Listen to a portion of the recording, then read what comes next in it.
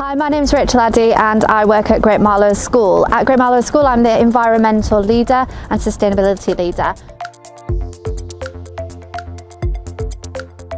We have been looking into solar energy to help our school better its carbon footprints. So for the last few months we've been working together with Next Day Solar to install the 2 solar panels on the roof of our Year 11 canteen pod.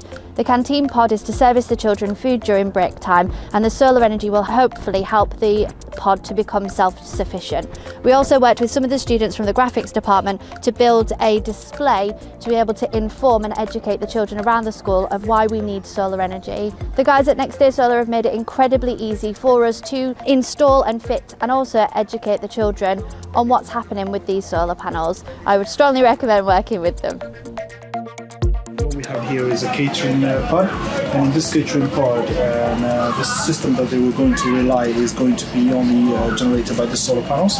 So in here we have a 800 watt Victron inverter, and we have an AC charger there, we have a Victron smart shunt, and also we have there a 1 kilowatt battery storage kiosk.